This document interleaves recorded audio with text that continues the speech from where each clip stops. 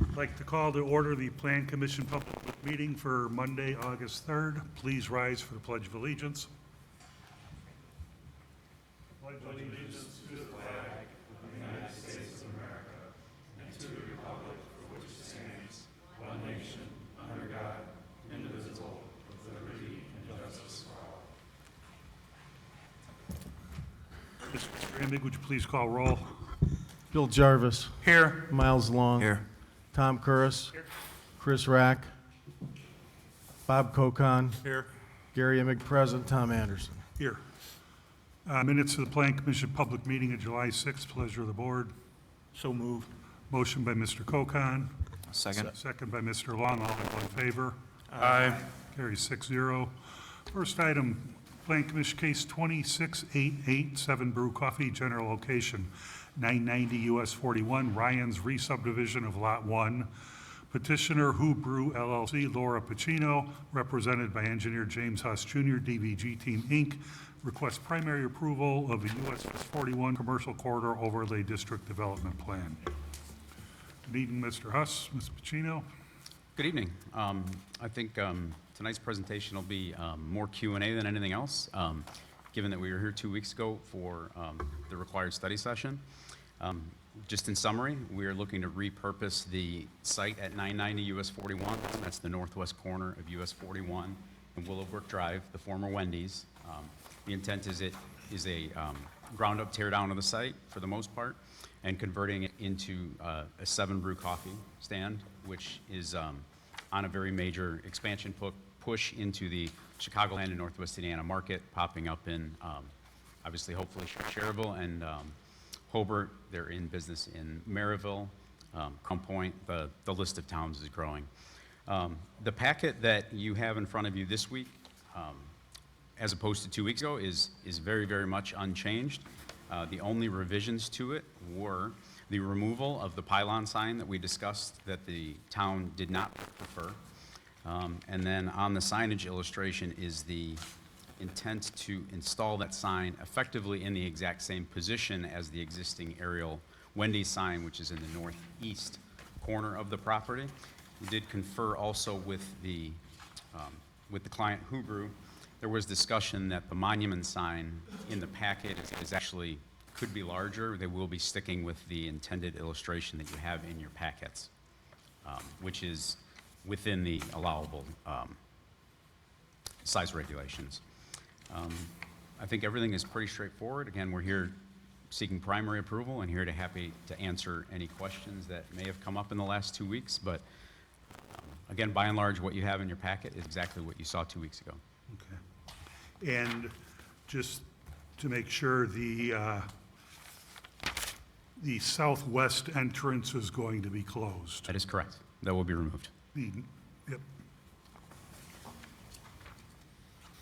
Questions from board members before I open this matter to the floor? At this time, I'll open this matter to the floor. Anyone in the audience with any comments regarding Plan Commission Case 26887 Brew Coffee? Any comments from the floor? Hearing no comments from the floor, we'll close the floor, return it to the board.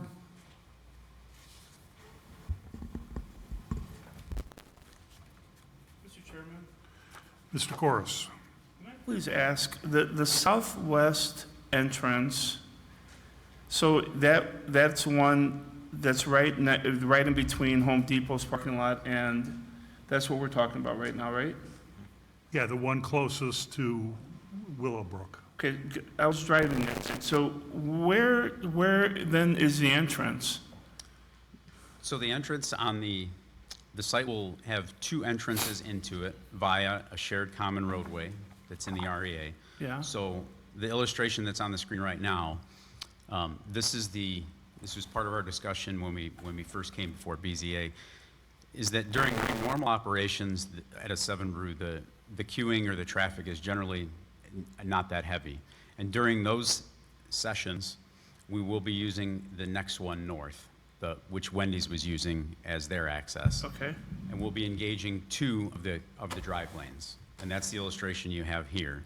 The only usage of the north entrance, the north entrance will be used for exits in all conditions. Okay. But it will only be used for entrances, is if you can go one slide further, please. So this is our peak capacity, which is only swag days is when we intend to ever engage this plan, where we will cone off by the traffic control Okay. vendors that Hoover There, engages with. there, forgive me, so that's my, you're coning it off, you are not closing it off completely. The So one we are that- closing okay. off is the one closer to the dumpster. Okay. Yeah, but the one furthest south, they're closing off permanently. Yeah, There's one right Tom, there. there's three existing on the property right now. They're closing off the first one. Okay, so you. That one right there, yeah. That will be gone. Okay, so you go to the second one, Andy, could you, yes, you go to that one, and then you come, you're coming for coffee, Andy, can you please go ahead?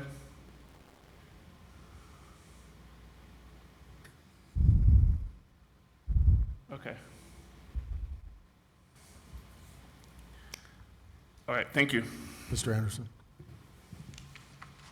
Can you explain the pass-through? So you come in, you don't go through lane 1 or 2, you go through the pass-through. Then what happens when you get to the outer edge? If you're, so the pass-through lane Yeah. is obviously kind of in vogue in site design. So we provided it. We intend to use it as a drive-through lane during only peak operations, but obviously it's there only because there is an emergency, maybe somebody, which is obviously very, very, very infrequent. Oftentimes, businesses have them in case a customer changes their mind and says, I don't want to wait this long. One thing that's unique to 7 Brew, which we've gotten 7 Brews approved without pass-through lanes in select other communities, and I'll explain why, is that there's no order boards at a 7 Brew. Workers basically take orders and money from the end of the queue, which reduces the likelihood that anybody is going to say, I don't want to wait any longer after they've paid. So while it's there, because we have the space, because this used to be a Wendy's that didn't have maybe the same traffic demands, there's no sense in shrinking the site. It provided a potential for a third order lane in only peak times, which is more than likely going to be only 1-2 days a month, because swag days are not on a daily or even weekly basis. So, yeah, looking at the site, this is about half the size of the Dyer site.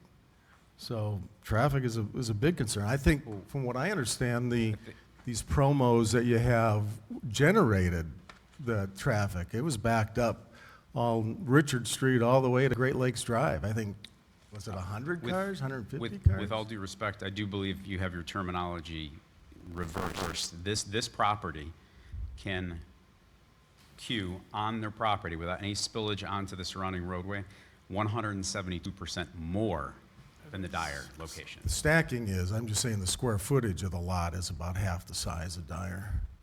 I think just maybe if measured you off look of at Google, that's all. It area. could very well be, but I'll take your word for it on that one. But what I can tell you is that the functional space on this property for the operations that Hoover runs is much more spacious than the Dyer location.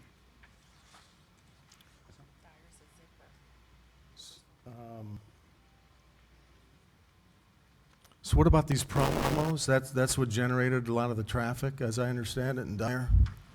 Yeah, so we are, it's called Swag Day. It's on the 7th of every month. Excuse me, are you also the owner in Dyer, or no? Yes, so I work for the franchisee. We are the same franchisee, Hoover Oh, it's all LLC. corporate owned? Correct. Oh. They're franchisee owned, yes. We Oh. handle the Chicagoland and Northwest Indiana Okay. territory. So we are bound by our franchise agreement to have events called Swag Day. They are on the 7th of every month, to correlate with the name 7 Brew. Nationally, they are from 7 a.m. to 8 a.m. and 7 p.m. to 8 p.m. Because of the traffic and the way consumers have come to the Chicagoland and Northwest Indiana, we also have an agreement with corporate that we are allowed to have them all day. So they are from opening until closing, as opposed to just 7 a.m. to 8, those 2 hours to help alleviate that traffic. We are required by corporate to have them. We would be in violation of our franchise agreement. So, like I said, the traffic in Dyer backed up to Great Lakes Drive on a lot of occasions. So why would it be any different here if this accommodates 49 and you had maybe twice as much at Dyer? So go ahead. Backing up off property, any business, whether it's a Seven Brew, a Wendy's, a Starbucks, it's directly a function of how long does the queue stretch. So, you know, if I have 50 cars, but on my property I can only hold 25, you're going to have that condition where the queue leaves the property. The difference between this and the Dyer store is that we are able to hold on our property almost 200% more, which means that, I mean, at a certain point, a customer is going to come and look at a line, and whether they decide to go in it, they're going to look at it, and if it's too long, maybe they don't get coffee today. And I think if we ever maxed out this property and truly queued all 49, or whatever the number is, I know it's well into the 40s, if they were ever to queue this, a customer is more than likely not to come get their coffee. Just by virtue as we can hold so many cars on the property. But it's more anecdotal than anything, but if we can hold this many cars compared to the other location, you're not going to see anywhere near the same net effects. You're not going to see cars backing up onto Willowbrook Road. At that point, you would have 75 cars in line. I don't know too many people who want to wait 75 times 3 minutes just to get a cup of coffee. There's some crazy coffee people out there, don't get me wrong. But they did in Dyer. That's exactly what they did. But what I'm getting at is that you might be waiting, it might only, in that condition that you're describing in Dyer, we're talking about maybe it's 25 cars times 3 minutes. That's a different wait time than 50 times 3 minutes at this location.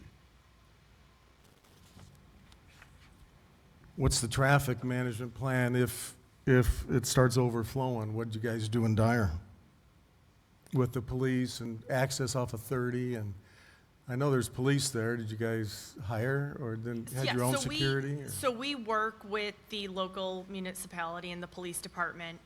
If they are hireable, we will work with them. We also have a third-party traffic management team who can be out there within an hour of when we call them. They handle all of our stands.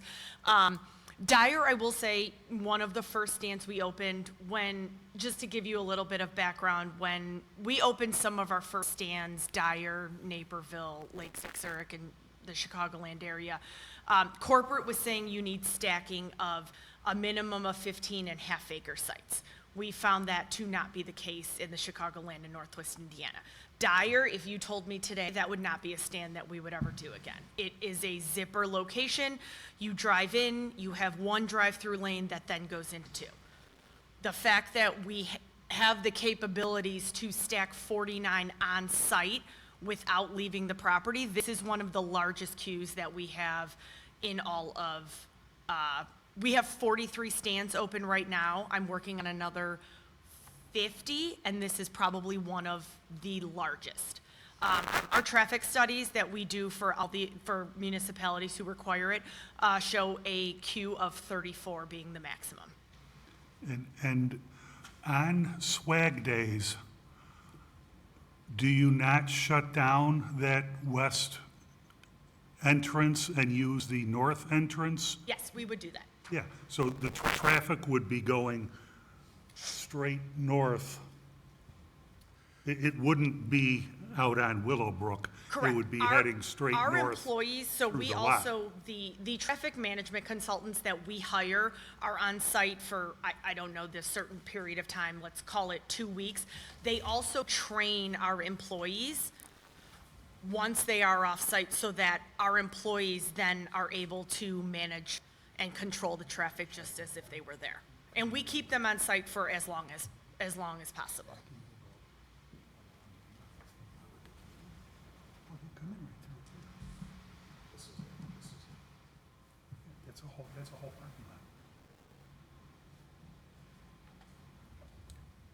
isn't there an island that you run into? If you, straight off of Willowbrook, you come straight to an island, I think. Then you've got to turn right, then go into Yeah, Home but Depot. when you go further north, there's Hey, Andy, can you bring also, the satellite there's imagery up? also another entrance to the Home Depot up at the north where they could come around, come. Here's the satellite imagery. Satellite imagery. They go straight north. Well, you run into that island, and then you go, what, to the left or right of it? Come off of Willowbrook, you go straight north, and you run into that island. I think what would happen is if that backed up, they would stack in front of the sheds at Home Depot's parking lot. Yeah, well, I mean, I think my legal team is in conversations with Home Depot about. We had mentioned that you might want to make sure Correct. you work with Home Depot because then you utilize their parking lot for your extra stacking. We work with every large tenant, whether it be a Home Depot, Menards, Albertsons, Kroger, and create a stacking plan that not only works for them, then also for the municipality. Because when people enter the Home Depot, they go to almost that island, they turn left. Correct, yeah. I'm very familiar with that location. But there's also another, if you go all the way to the north, there's another entrance to the property there too.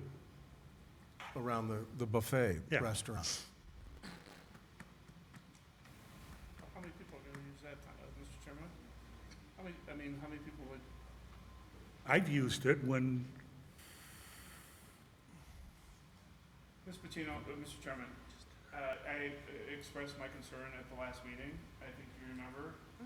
The traffic on 41 on a given Saturday, let alone without Seven Brew is, on a given day without Seven Brew is atrocious.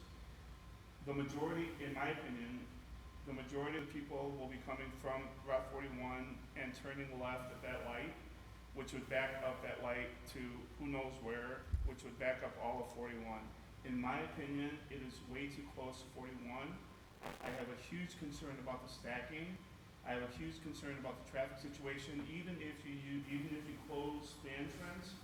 And saying that you're gonna use Home Depot as stacking is, and that conversations are being had about using Home Depot without anything official from them. If they were to say, no, you can't use our property, then we're kind of messed up, right? If If I they can- were to say that? If I can add to that, we have, it's not in your packets, but we have submitted it to the town on a couple occasions. So there are, there's an REA in place for this, the Greater Ryan subdivision. While it does not extend north along the sheds, the northern branch and that, we'll call it the west side, that already is legally in place that both lots have access rights to it, whether it be transit or queuing. It's very clearly delineated that that is a shared roadway for the common use of not only Home Depot, but this lot we're proposing.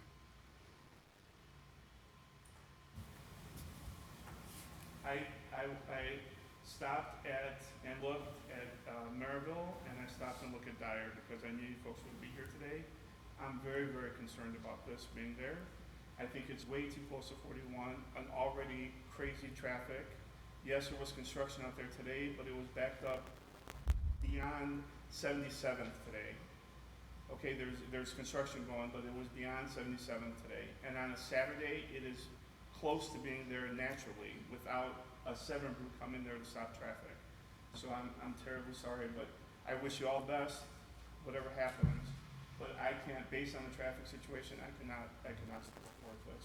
So that's just my opinion. Mr. Anderson? I'd agree with Mr. Corus.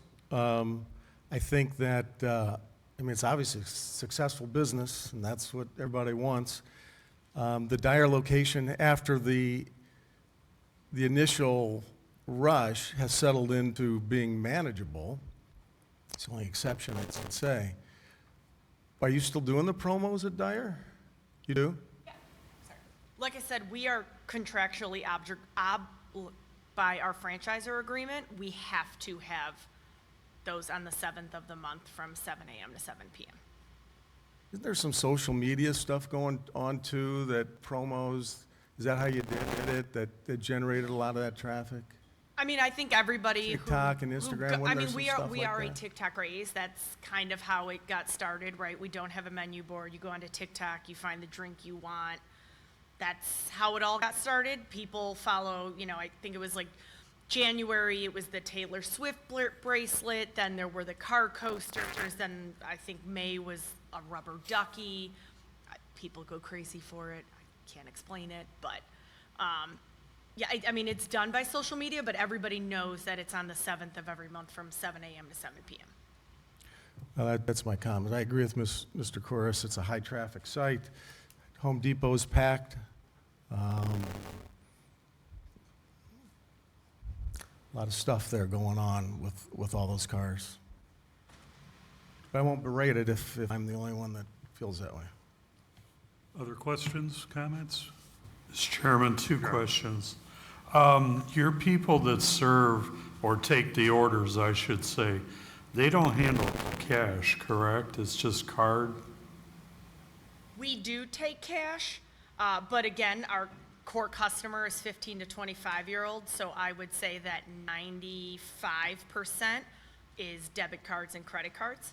Okay, so is that money then taken away from them so that you don't have chances of a robbery or Yeah, anything? so I don't know the exact, so every 30 minutes we switch, I think it's 30 minutes to an hour that you switch what position you're working, whether it's standing outside taking orders, whether it's a drink runner, whether it's making drinks, and then that money goes into the safe, and then every evening the safe is emptied. Okay, and one last question, if I may. Would you consider on your monument sign to, at the lower part of it, have the address? Because along 41, there's not a lot of designations Sure. to show where you're at Sure. on 41. So that would be like 990 I say on the yes. bottom. I don't remember if landscaping's required. At the basement? Yeah, Well, I know it's on the plan. Yeah. so is that gonna cover? I'm sure we could tweak it to make something happen. Okay, yeah, we can add the address at the bottom, that's fine. We just have a need in Schererville with the traffic, as fast as the traffic is. It at least lets people know where they're at in general on That's fine. 41. Other questions? Comment? Anything from staff? Pleasure of the board.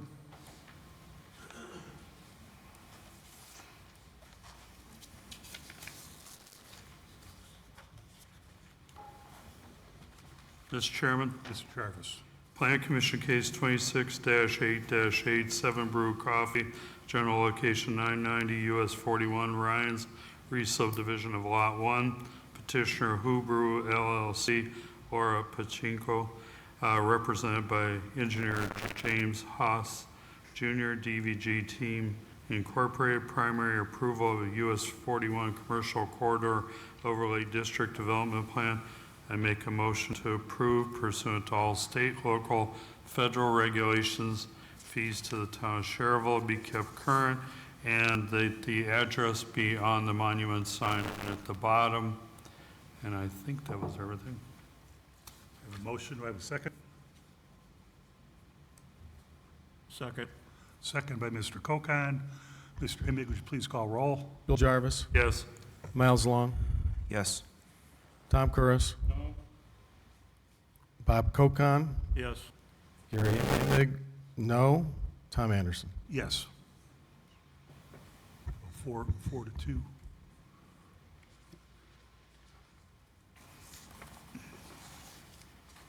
Thank you very much. Thank you. Thank you. Be back next month. Next item, Plan Commission Case 2689, Coffee Cabin Permanent Outdoor Attraction, general location 350 West Lincoln Highway, Tract 4, in the corrected plat of Lincoln Ridge Plan Unit Development. Petitioner Coffee Cabin LLC, Jeff Conti, owner, request primary approval of US 30 Commercial Corridor Overlay District Development Plan. Good evening, Mr. Conti. Hello, again, Jeff Conti with Coffee Cabin.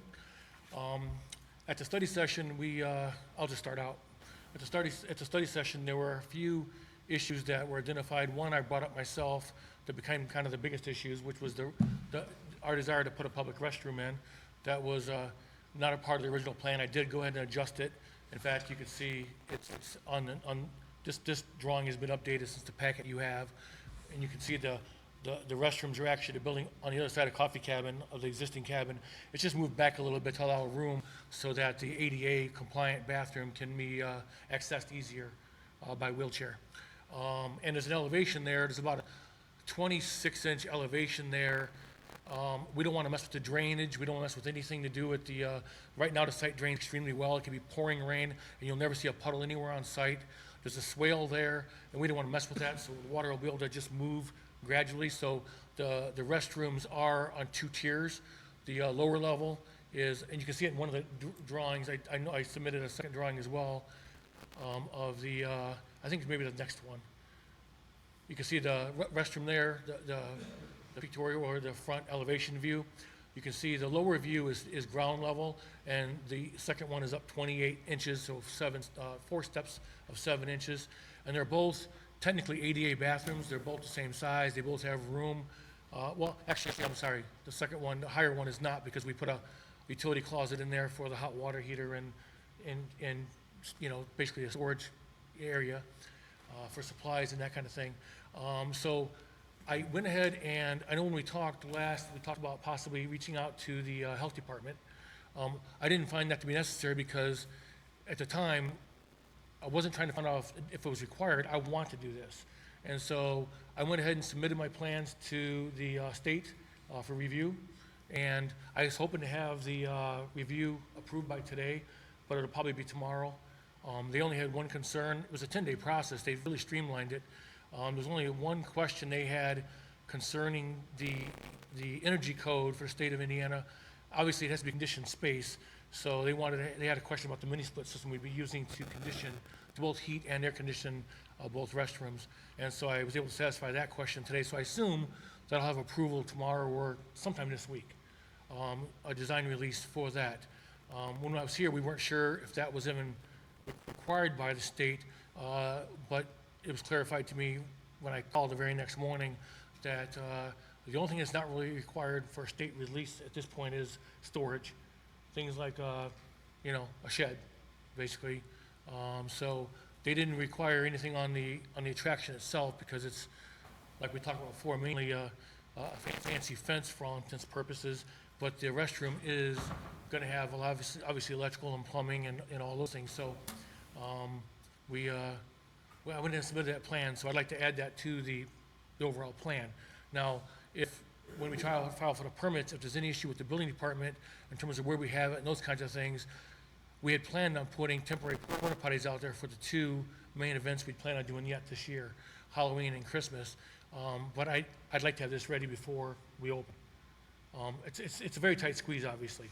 I wish I was 1 month behind because being approved on September 14th, if we are approved on September 14th, doesn't give me a lot of time to get all this done to open, you know, in early October. But I'm a logistics guy and I'm figuring out a solution to solve those problems. Additional to that, we talk about the bollards. My engineer had the opinion that all these 4x4 cemented 42 inches in the ground were perfect wooden bollards, but it doesn't cost anything, doesn't cost much to put in steel bollards as well. So I'm happy to do that, depending on, obviously we want to make the look right. So either we want to put them in the buildings where if somebody was to hit the building, they're going to hit the wood anyway, but then they'd hit the bollard. But if you want them more visible for any reason, we're happy to do that. So, Well, we have a standard for bollards. So you'll have to meet that standard. And if you can incorporate it into, that's fine. If not, either way, Yeah. we'll resolve that issue because nobody's walking on either side between, no people are going to be walking anywhere outside of the parameter of the fenced-in area, the village area. And so there's no chance that any pedestrians will be hit. There's no sidewalk over there. There's no reason for anybody walking over there. It's mainly, the reason for the bollards obviously would be to keep a vehicle from coming through right, those. keep it from coming through a building. And so we're, Yeah. obviously, we're gonna satisfy whatever requirement there is on those. It's an easy consideration to make. And it was brought up to me, and it was also a concern of ours as well, so I'll resolve that one as well. But I think Chris might have mentioned it to my wife when he was at the coffee shop one time, that there was an issue of visibility coming northbound off of Reed, turning into our parking lot.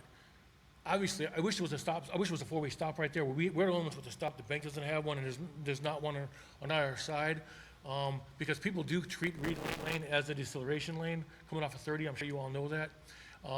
But people do slow down to turn into our parking lot. So we've never had an accident there. It's never been too much of an issue.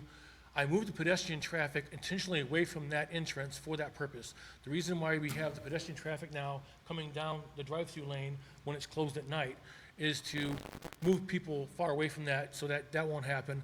But additional to that, the fence that we designed is not the fence there. In fact, there's another drawing again. Yeah, you can see there, the fence is half, it's decorative, it's security, and it's also meant to be a visibility fence.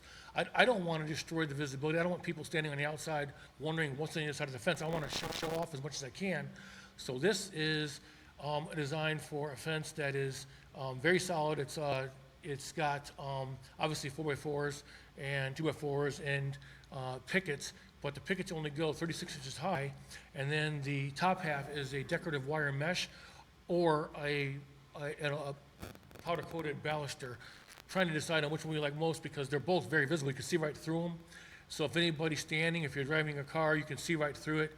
I don't think, I guess if you were in a really low-riding car, I don't know if it'd be an issue. I checked it with our employees' cars, and they had some pretty small cars, and you could see clearly, so I think that would resolve that issue.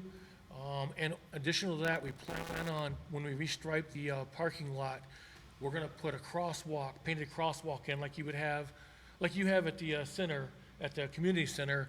We walk around it a lot every morning, and you've got the area there striped in the parking lot, just to denote that, where the sidewalk would be. Something very much like that to let people know that there's a crosswalk there.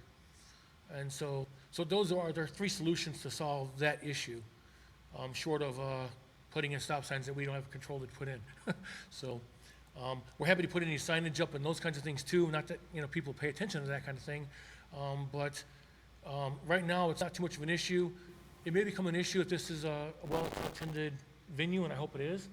It might become more of an issue, and if it is, then we can always revisit better solutions then. But those were the primary issues that we talked about before, and so after that, I just want to leave it open to questions.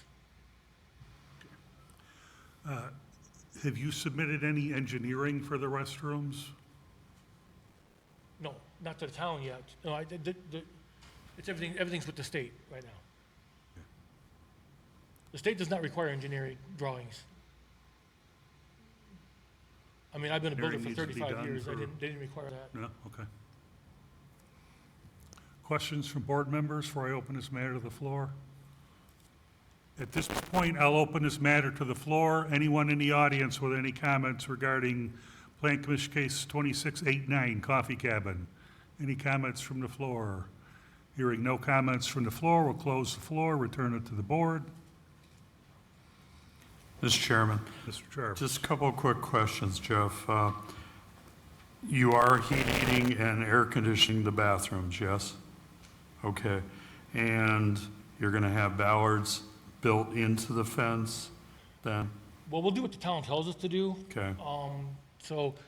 You're I going was- to take it up to our standards? Yes. Okay. Yes, whatever that requires. Again, it's an unusual situation because the structures themselves, not being real shops, they're 4x4 posts that go 42 inches in the ground to go up. So the entire structure is pretty much ballards, But anything that the town requires additional to that, any weaknesses that the police department feels are vulnerable, those kind of things, we're happy to do whatever we are required And to do. back to the bathrooms, they're going to be individual or multiple bathrooms inside there? No, individual. 2 individual bathrooms, unisex bathrooms, clearly marked. There'll be diaper changing stations in both of them, that kind of thing.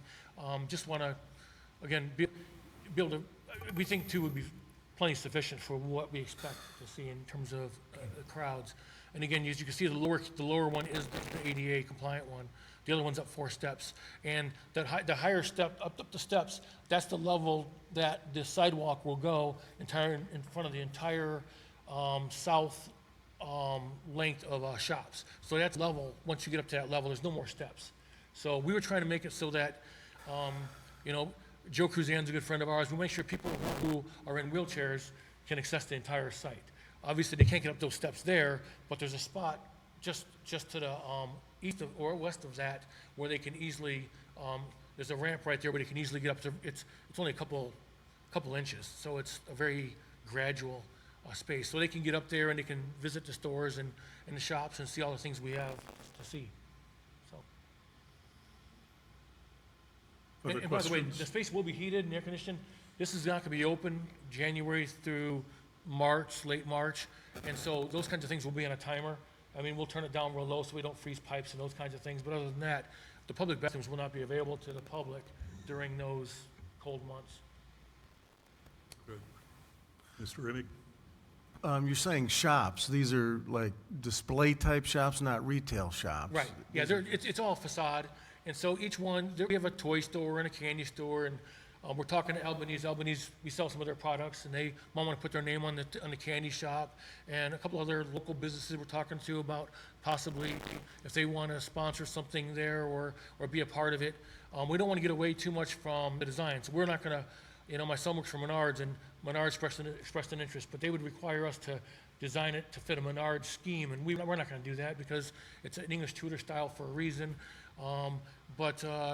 We will not sell their product actually in the store, we'll sell it in our coffee cabin. Right now, we already carry some of their products in our cabin, and the customers can order.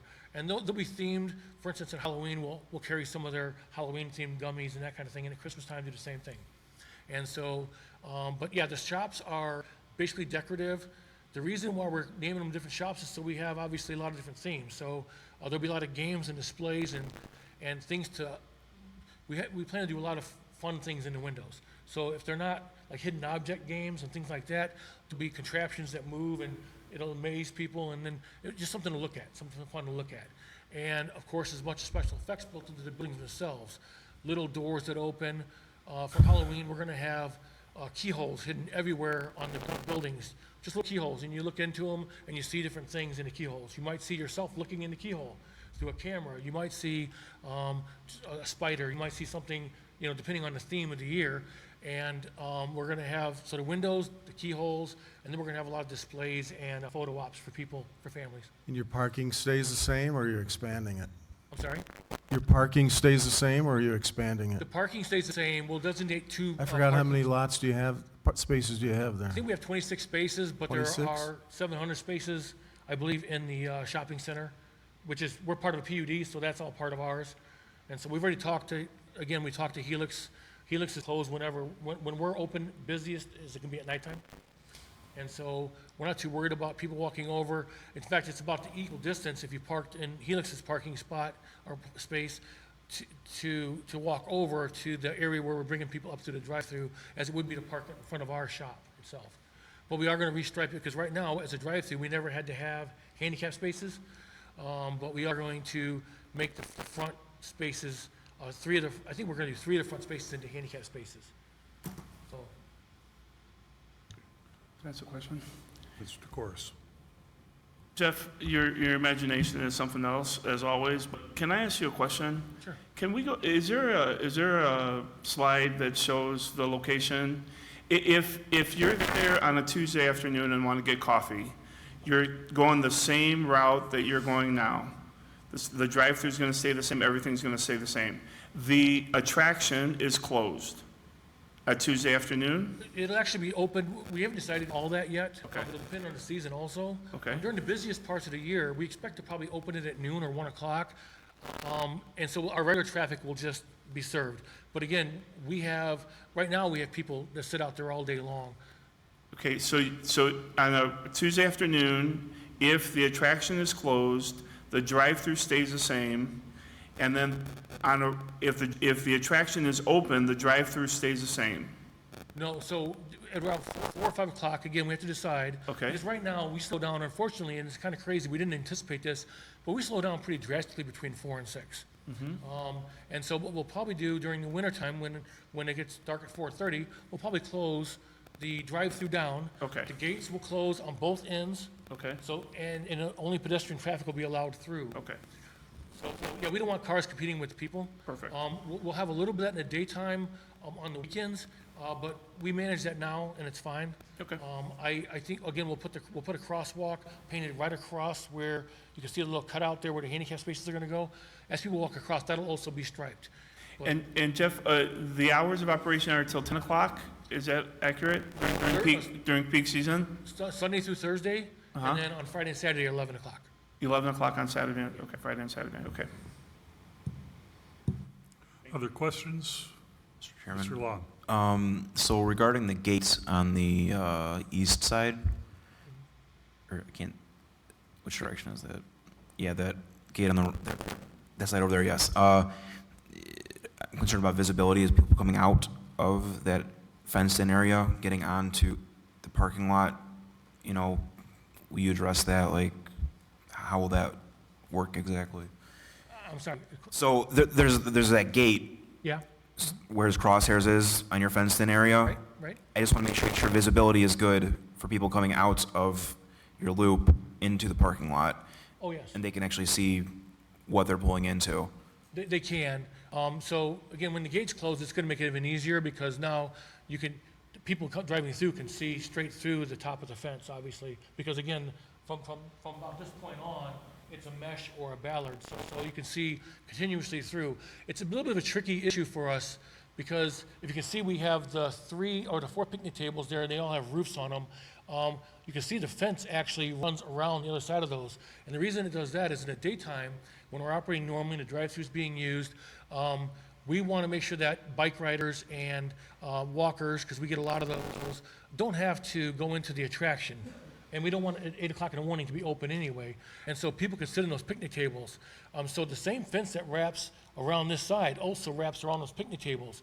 And in the afternoon or the evening, when we open the whole attraction, we will obviously, you can see right over that gate. You can sit at the picnic tables, you can watch your family enjoying themselves and the rest of it. So the entire place is meant to be visible. You can good visibility all the way throughout. So I don't know if I answered your question, but I don't. Yeah, so just there won't be an obstruction for drivers pulling out of your drive? No, and the drive is closed when the attraction's primarily being used, and so. it's Sure, just- but there's still a gate there that they have to, during the day, navigate around. In the daytime, the gate will actually pull back along both sides of the fence, so Okay. it'll be double, you won't even tell that the gate's there, really. It'd be very much like a gate like you would have at at a storage facility. Okay.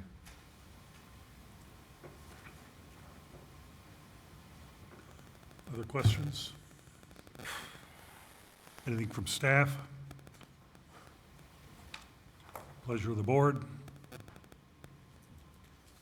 Mr. Chairman, Mr. Jarvis. Planning Commission case 26-8-9, Coffee Cabin, permanent outdoor attraction, general location 350 West Lincoln Highway, Tract 4 in the corrected plat of Lincoln Ridge Plan Unit Development, petitioner Coffee Cabin LLC, Jeff Conte, owner. The request is primary approval of the US 30 Commercial Corridor Overlay District Development Plan. I make a motion to approve pursuant to all state, local, federal regulations, and that the bathrooms be heated and air conditioned to the standard and ordinance of the town of Schererville, ballards within the fence meeting our ordinance, and that this petition approval is to the original owner only. If for any reason you leave, then it has to be taken down. Okay. Did you mention fees to the town? Yes, I thought I did. And the fees to the town be kept current. I have a If not, motion. it's Do a- I have a second? Second. Second by Mr. Kokon. Mr. Emig, would you please call roll? Bill Jarvis. Yes. Miles Long. Yes. Tom Curris. Yes, Bob Kokon. Yes. Gary Emig, yes. Tom Anderson. Yes. So carries 6-0. Thank you. Moving on, next item. We'll hear both of these items, but we'll vote on them separately. So we have item C, Plan Commission Case 26810, Pavix Edition Lot 1, removal of residential use restrictive covenant, general location 1445 Lincoln Highway, Pavix Edition Lot 1, petitioner Dejan Pavic and Dragona Pavic, represented by attorney James L. Weezer and Wiley LLP, request a petition to removal of the residential use restrictive covenant from the property. And then item D is Plan Commission Case 26811, 1445 Lincoln Highway, general location 1445 Lincoln Highway, Pavix Edition Lot 1, petitioner Dejan Pavic and Dragona Pavic, represented by attorney James Weezer and Wiley LLP, request rezone from R1 residential to C3 highway commercial.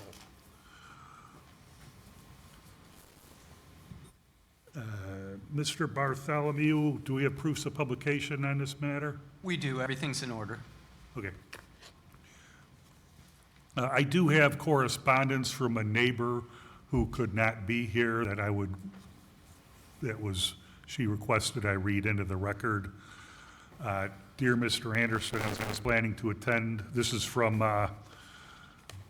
Noreen Adams Rainey at 1429 US Highway 30, which is, I believe, a couple of doors down from the petitioner. Dear Mr. Anderson, I was planning to attend this evening's Plan Commission meeting, but an unexpected issue has arisen. Could you please read this statement into the minutes? I'm aware of another petition on the agenda with a similar request. I regret I cannot be there in person tonight, but I will be watching the meeting remotely if possible. And her letter is, Dear Mr. Anderson and members of the Plan Commission, I am writing to formally request a zone change for my property located at 1429 US Highway 30 in Schererville. Currently zoned residential, my property sits directly within a strip of property where the highest and best use is clearly commercial. For the past 3 years, I've actively tried to sell my property as a residential home, but I've been entirely unable to secure a residential buyer due to its intensive commercial surroundings and location on Route 30. During this time, I've had multiple serious inquiries from prospective commercial buyers who could have utilized the property if the zoning permitted it. Because residential viability for this parcel of 2.8 acres has proven impractical and obsolete given the commercial evolution of the Route 30 corridor, I respectfully request that the Plan Commission review this property for a commercial rezone. Please let me know the necessarily formal applications, filing fees, and upcoming monthly meeting dates required to move this forward. Sincerely, Noreen Adams Rainey. Good evening, Mr. Weezer. Good evening, Mr. Chairman and members of the Plan Commission. Our law firm represents Danny, I call him Danny Pavic and Dragona Pavic, in reference to this application, and bear with me, I am going to have to, especially in light of Noreen's letter, I am just going to have to kind of historically let you know what's occurred as it relates to both petitions. Actually, when a number of years ago, I couldn't possibly tell you how many, our law firm represented Noreen Adams in an application to have it rezoned, her property from residential to commercial. And I don't remember, Denise, you might, I can't remember if it was denied or we just didn't go through with it. It was one of those two. It was pulled off the agenda, That's what I council thought. agenda. And the reason it was pulled off, which leads right to our petition this evening, is because there was in that neighborhood and in that subdivision, there was a restriction, a use restriction, that it could only be used and developed as residential property.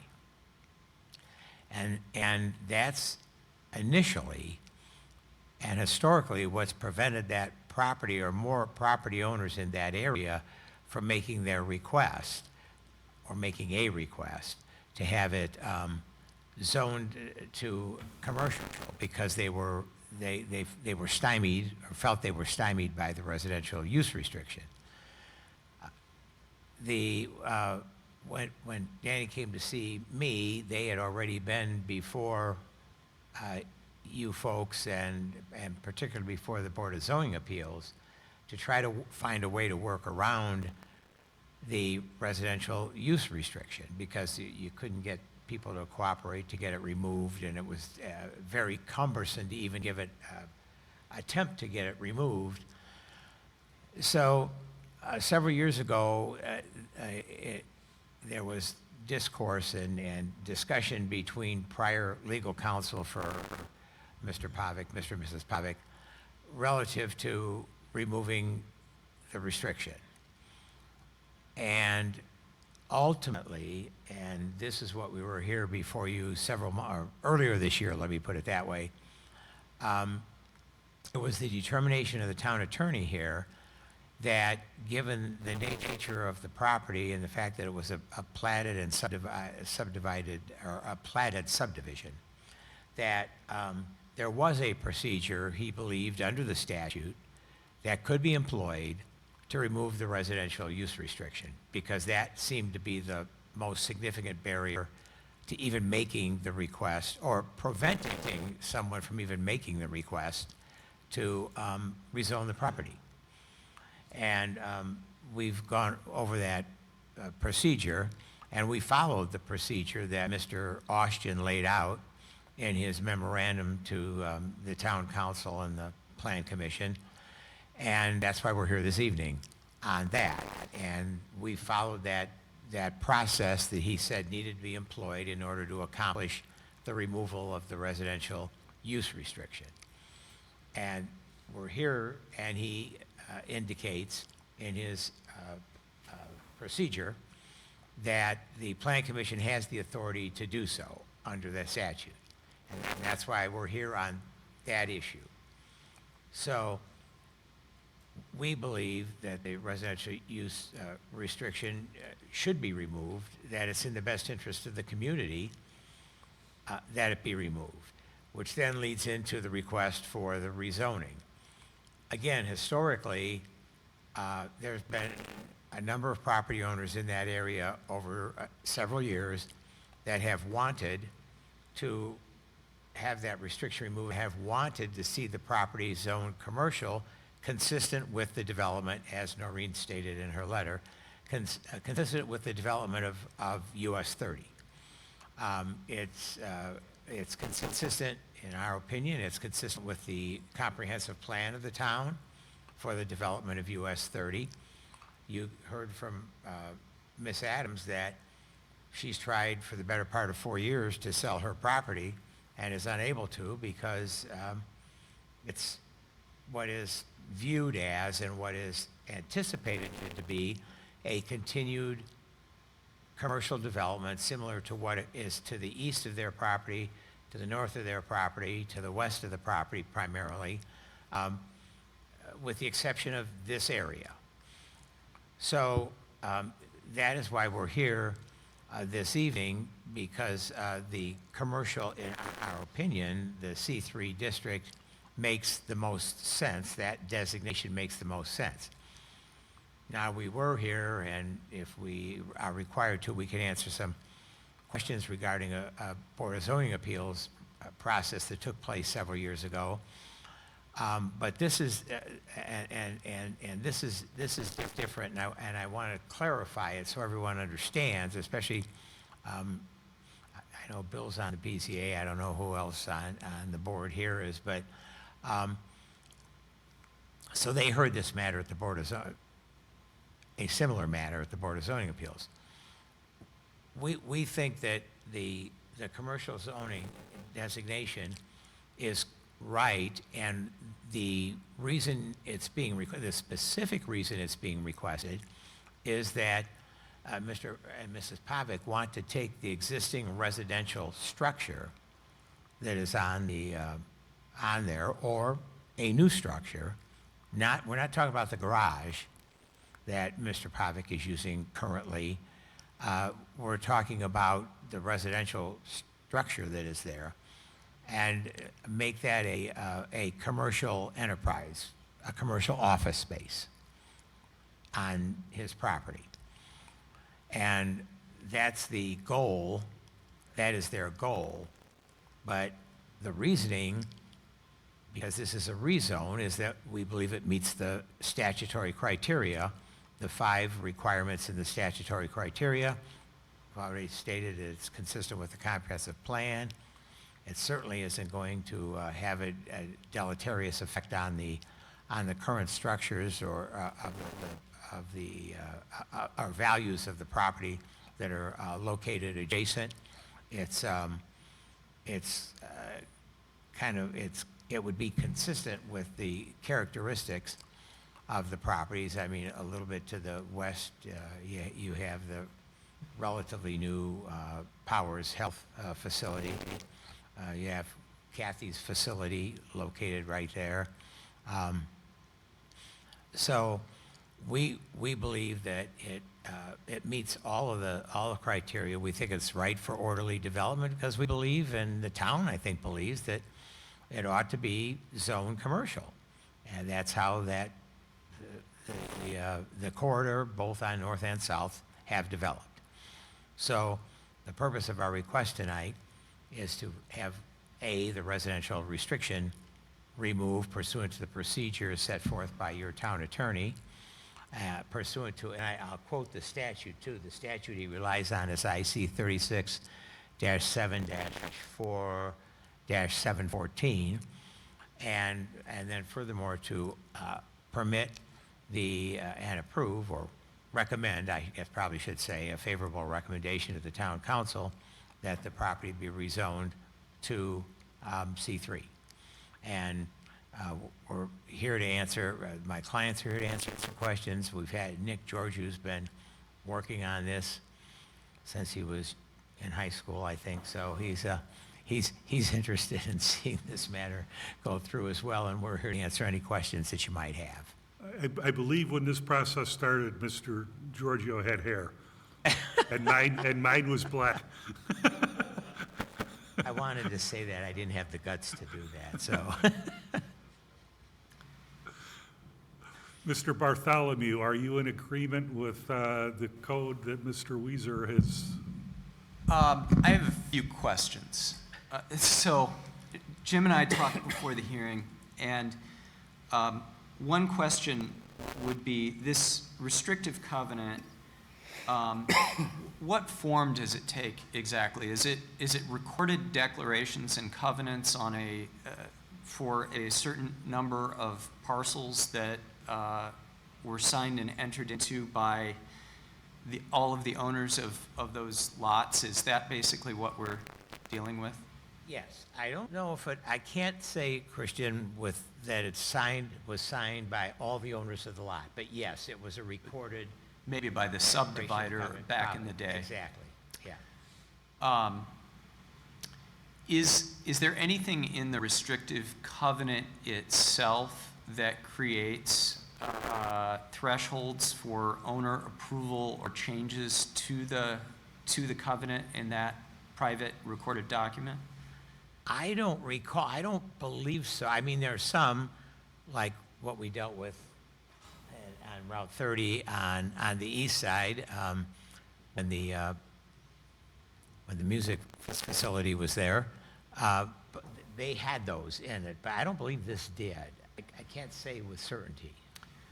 And the reason I ask those questions is because that section 714 that's been referred to does give this body the authority to vacate recorded covenants. That falls under the authority to vacate all or portions of a plat. So it's kind of the same decision-making framework as approving or modifying a plat. And there are standards set forth, and I think the one that would probably be most relevant here, one of those is that the platted area is within an area needing redevelopment, and the covenant vacation would promote a recovery of property values in the area needing redevelopment by allowing or encouraging normal development and occupancy of the platted area. That certainly seems consistent with the letter that we've received from another property owner in this area.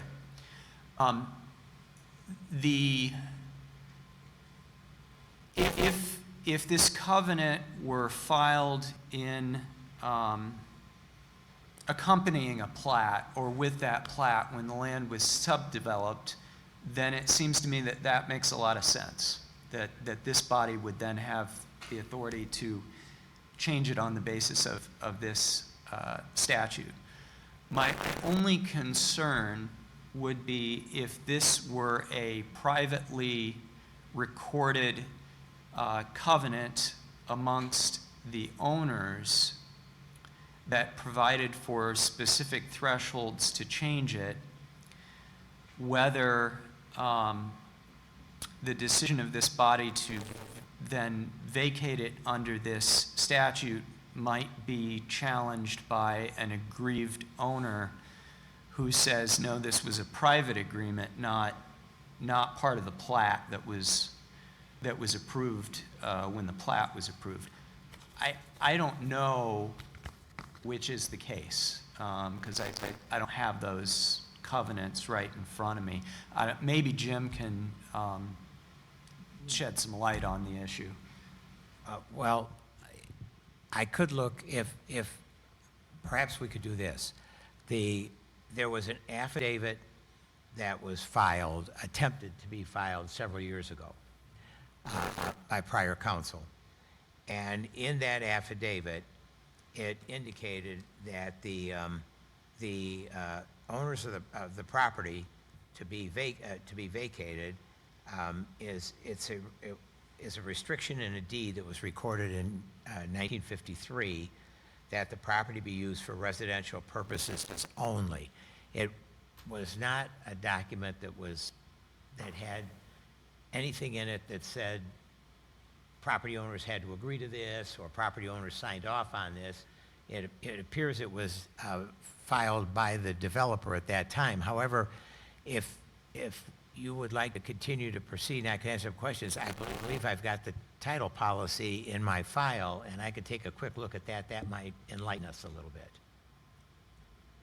Yeah, I have, from the previous minutes from one of our meetings, it was the affidavit which states for approximately 69 years, none of the successive deeds after the January 26, 1953 deed transferring the subject real estate contained any such residential use restriction upon subsequent transferees, owners of the real estate, including the affiants Dejan and Dragana Pavic.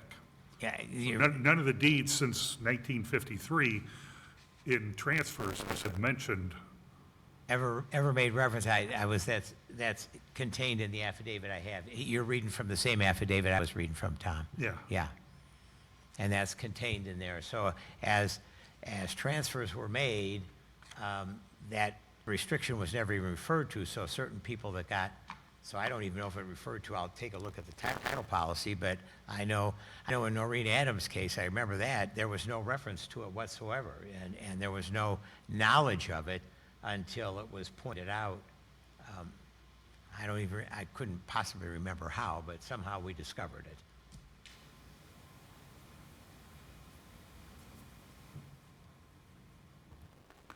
Okay. Mr. Chairman? Mr. Corus. May I ask a question of Mr. Hanson? Is there a way of Google mapping, Google Earthing the strip right there? And then I have a question for either the town management or for Mr. Weiser. So we have the Pavic, we have the community center, well, Powers first, then the community center, then the Pavics, then Mrs. Adams, Rainey, and then two other houses, or two other property before the auto sales? Is that accurate to say? I think there's at least There's a few. There's more than, okay. There's a lot. There's Yeah. Okay, so- This isn't right next to our Yeah, property. I think Adams is the green one there. Yeah, right, I agree. Okay, It's where's the Pavics on there? I'm sorry, the Pavics is right there, okay. So Pavic, Noreen is a green? There's Okay. one in between Paddock Okay. and. Yeah, there. So see, there it there's is, yep. 1, 2, 3, 4, 5, 6 until the car dealership? No, there's more than that. No, there's more, I think there, how many, 10 or 12, Danny? Yeah. A lot of them are vague. Question. To the counselor's comments, I own a house there, and I don't want to go commercial. So I can keep residential? I'm not sure, Tom. That's Okay. an attorney question. Well, for the application we're doing right now, it wouldn't affect your property one way or the other. We're only asking for the rezoning of the Pavic property. Right, but for future, if I want to keep my house, I don't want to go residential. And I want to keep, I mean, I don't want to go commercial, forgive me, but I want to say residential. I can say residential in that area. I can pick commercial or residential with what we're doing here. Is that accurate to say? Yeah. I think that would be an accurate assertion, because the only thing that they're asking to do is change their parcel. Yeah, that's all. Okay. And this would not affect anybody else's. Okay, and the second question I have is, the Pavics are going to keep their garage that we voted on and we allowed right next to the community center? And That's then correct. there's going to be, the commercial that they plan is like an office-type setting or strip, or we don't know yet, that we haven't gotten that far? Yeah, we're not sure what that's going to be. Okay, I mean, we know what we'd like to see it possibly be, but can't predict. okay. Other Mr. questions? Anderson? Yeah. Mr. Emmett? So we don't need the approval of the other property owners if we remove the restriction? You don't think we need agreement? I think that's the crux of the legal question. And a lot of it depends on what kind of covenant we're dealing with. If this is a covenant that was instituted at the time of the plat and approved during the development, then this body would have the authority to modify it. If this was a covenant that came from the property owners, or from the subdeveloper individually that was imposed on the property owners, then, it could be a private covenant. And that's really the question. I don't have the covenant in front of me, so I think Jim's got a copy of the title report that might help.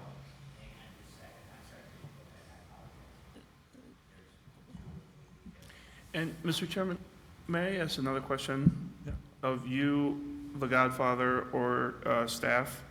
Wasn't there, similar to when Mr. Bartholomew brought up, or whoever brought up the music center, wasn't there something with the homeowners of what's the street behind them? Lincoln. Elizabeth. and- Lakeview. Yeah. Lincoln. Lincoln. Okay, but there was Lakeview subdivision up there, that street, wasn't there something similar to what the music store had with those homeowners as well? Yeah, the people who bought the music store went door to door and Right. got it removed. Right. But I believe that was a different restriction than this one is. I thought there was something with the homeowners on Lakeview Drive as well. Yeah, there by was. They were part of it, and it was Lincoln, not Lakeview, but Lincoln right there. That Denise knows the whole history on that music store. No, I'm sorry.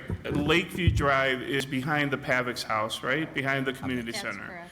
So wasn't there something, Mrs. Sulik, similar to what's happening at the, weren't those residences on Lakeview Drive in the same situation as a music store, or am I completely? This is the same issue with the music store. There was a restrictive covenant placed on the land, Right, and same situation here. right, but now, in this situation, do the petitioners have to go to those people and, just like the chairman said, or are we not having to do that? The restrictions on the music store, it was specific in the covenants, the restrictive covenants, Okay, that if they're not contested or they wanted to be changed, if they didn't get changed, it was every 50 years, they Okay. would renew. okay. and it was basically brought up, and somebody petitioned, and they did go door to door, and there was like a percentage. Right. 75% of the people had to Right. sign. But Well, this we're not is in that same, we're not in No. that same situation on No. this. Okay, Yeah. thank you. But, and that's correct, because we represented the people that went door to door. And they did obtain appropriate number of signatures, but it was specifically spelled out in the covenant, and it's not in this one. I just remember in my Yeah. senior memory that it is something associated with Lakeview Drive and that there was a similar thing there. Okay, as long as Denise says we're good, we're good. You had a question? Wasn't there Mr. an issue with the garage too, being residential built, and then if it moves to commercial? Yes. That's an issue that we'll be probably addressing and coming back to you, or potentially being back to you relative to development, but at this point in time, we're just asking for the rezoning. Okay, thanks.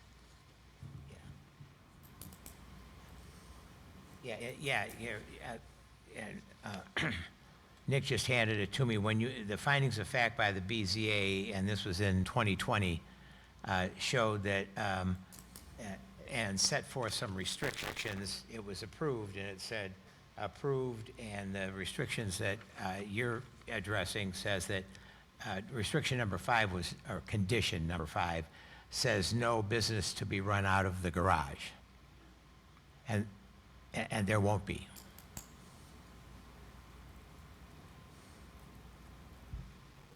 Okay. At this time, I'm going to open this matter to the floor. Anyone in the audience with any comments regarding Plan Commission Case 26810 or 26811, which is a petition for the removal of the covenant and the rezone? So any comments? If you could step forward and state your name and address for the record, please. Hello, my name's Jennifer Poziow, and I live at 1412 Lakeview Drive, so I am on Lakeview Drive right by where this is happening. I live there with my daughters and my husband. We received this notice less than a week ago about wanting this change, and we're just concerned about the long-term effects of turning it to be commercial. There doesn't seem to be a set plan in action for what is going to be there, which would be around the surrounding neighborhoods. What can it do to the neighborhood around it? Right now, it sounds like it's going to be office, but there's no guarantee. So until we see a plan in action of what is going to be near my children and the children in the surrounding neighborhood, we ask that this be tabled and wait until we have more information about what their plan of action is. Thank you. Yeah, what they're asking for is it have it be zoned C3 highway commercial, which encompasses a lot of different, so anyone that had that rezone could do any business that falls under C3. So, anyone else? Hi there. Hi, Kathy LaRue, St. John Township trustee, and I have the building next west of this property. And I was here when you had decided in, I think you said 2020, to allow them to build that garage. And I just want to say, I'm not here to say whether you should approve this or not, but I do just want to let you know that that was an improvement, and they have followed the what was stated to them as far as aesthetically putting some things up on the west side of the garage, and they just have cooperated and have been good neighbors, and I just wanted to let you know about that. Thank you. You're welcome. Any other comments from the floor?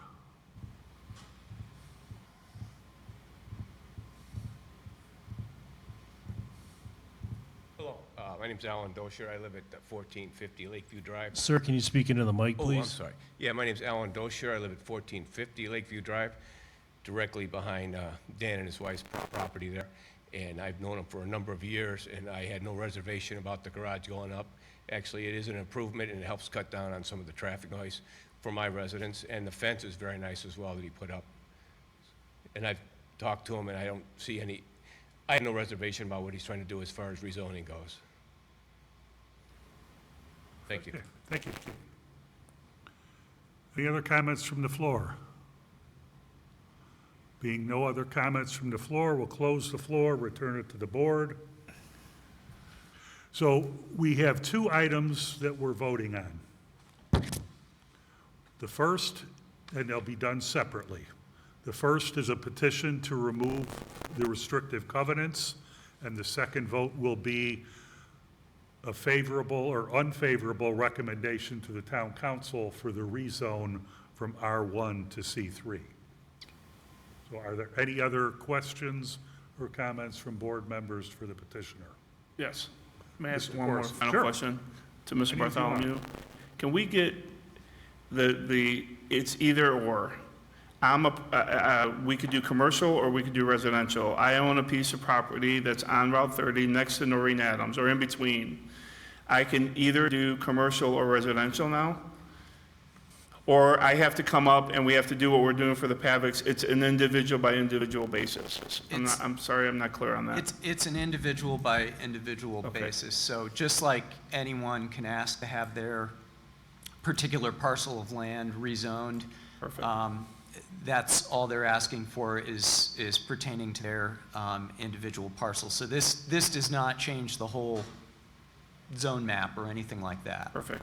And second question, Mr. Attorney, to the residents concerned that there's not a formal plan of what's going to happen here, they have to come before the Plan Commission again. The residents would be notified. They have to come before the Plan Commission to give us plans for what they're intending to do on their commercial property, correct? Well, if they're planning on developing it, then yeah, they'll have to have a site development plan and go. Likewise, through Mrs. Adams, everybody down the strip who wants to do a commercial, who the board approves, will have to come before, and they'll have to say what they're doing. just like any other commercial plan. Okay. Yeah. Mr. Chairman, Mr. Jarvis. but speaking to that, Tom, I think that if they wanted to just run an office out of there, they would be able to just do that. Right. If there's a change of, we're going to The put a strip structure. mall, or we're going to put a structure, that would come before us, right? Like normal? If Correct, they, yeah. correct. Okay. Okay. Andy, But if they're just going to run their trucking business out of an office in the house, Got it. they don't have to come back Got to it. us. Got it. Got it. Andy, could you bring up the aerial? What kind of buffering do we have for the back of that property to the residents behind? Trees. So it's loaded with trees. So it's a solid buffer. Okay. Mr. Emig? Back to my subsequent to my question, Mr. Bartholomew. If someone decides to challenge it, the covenant, then what? We just address it at that time? Then I don't even think it would be a matter for this board, quite frankly. I think it would be a private dispute, because if this is the type of covenant that this board has the authority to modify, then we could do that today, and that's that, and there's no problem. If it turned out that this was not the sort of covenant that this board had the authority to modify, then this board's decision really wouldn't amount to much, and the parties would end up arguing over whether that private covenant still existed between themselves in court. And it would play out on private grounds like any other agreement or contract would. Likewise, I don't think that you're bound by that covenant when it comes to making your overall zoning decision. You can zone it, and maybe they're privately bound to do something within that zone that would otherwise be permissible. But I think that's what it comes down to, is if this body makes a decision and it turns out maybe it wasn't quite the right way of doing it, then they still have a problem, but it's up to them to fix it privately. Mr. Gorman. If I could ask Attorney Bartholomew, you had referenced 36-7-4, 714, and then you read that. Did you say that that qualified it? Because I think the petitioner, in order for the Plan Commission to lift the covenants for this property, they have to meet one of those three. And did you say they met one of them? You thought they met one of those? So, yeah, there are three requirements, and if this board chooses to vacate the covenant pursuant to this section 714, it would have to decide one of three things. I'll read the shorter ones first. So, that the covenant vacation is needed to lessen or avoid congestion in the public ways. That doesn't seem applicable based on the facts presented. That the covenant vacation is needed to secure for the public adequate light, air, convenience of access, or safety from fire, flood, or other danger. I don't know how much we've really heard about that. The relevant one seems to be section 1 of this, or part 1 of this section 714, which is that the platted area is within an area needing redevelopment, and the covenant vacation would promote a recovery of property values in the area needing redevelopment by allowing or encouraging normal development and occupancy of the platted area. And we have heard that this is a very commercially developed area. We've seen this letter that says that this particular property owner is having trouble selling her home as a residential lot because of that commercial development. I believe that would be the factor that the board would make this decision on, is whether this area needs this change to redevelop in an appropriate manner. Anything else from staff? Anything else from board members? Pleasure of the board. Mr. Chairman, On Plan Commission Case 26810, which is the petition for removal of the residential use restrictive covenant.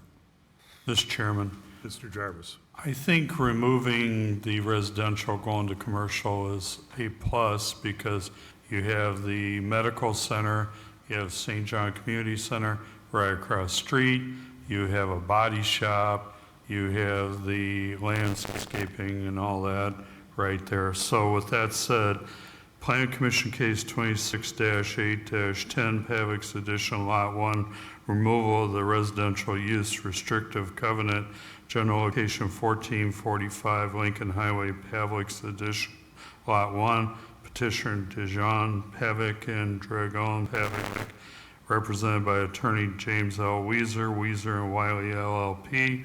The request is a petition for removal of the residential use restricted covenant from the property. I make a motion to approve pursuant to all state, local, federal laws. I have a motion. Do I have a second? Second. Second by Mr. Corliss. Mr. Emig, would you please call roll? Bill Jarvis, Yes. Miles Long, Yes. Tom Curris, Yes. Bob Kokan, Yes. Gary Emig, yes, Tom Anderson. Yes. So approved 6-0. We'll now move on to Plan Commission Case 26811, which is a request from a rezone from R1 residential to C3 highway commercial, and this will be a favorable, unfavorable, or no recommendation to the town council. Do you want to do it, Mouse? Mr. Chairman, Mr. Jarvis. Plan Commission Case 26-8-11, 1445 Lincoln Highway, general location 1445 Lincoln Highway, Pavlik's Addition Lot 1, petitioner Dijon Pavlik and Dragon Pavlik, represented by attorney James L. Weezer and Wiley LLP. The request is rezone from R1 residential to C3 commercial, highway commercial, and make a favorable recommendation to the town council. I have a motion. Do I have a second? Second. Second by Mr. Long. Mr. A, would you please call roll? Bill Jarvis. Yes. Miles Long. Yes. Tom Curris. Yes. Bob Kokon. Yes. Gary Emig, yes. Tom Anderson. Yes. So that will move to the town council with a favorable recommendation and go on their agenda. Thank you. Moving on to findings of fact, Plan Commission Case 2667, Phil's Collision Center. Pleasure of the board. So moved. Motion by Mr. Long, Second. second by Mr. Kokon. All in favor? Aye. Aye. Plan Commission Case 251223, Anna Street, Second Edition. Pleasure of the board. So moved. Motion by Mr. Long, Second. second by Mr. Kokon. All in favor? Aye. Carries 6-0. Reschedule the September 7th Plan Commission public meeting and Plan Commission study session to September 14th, 2026 at 6 PM. I'll entertain a motion to that effect. So moved. Motion by Mr. Kokon, Second. second by Mr. Long. All in favor? Aye. Aye. Carries 6-0. Any correspondence? We are adjourned.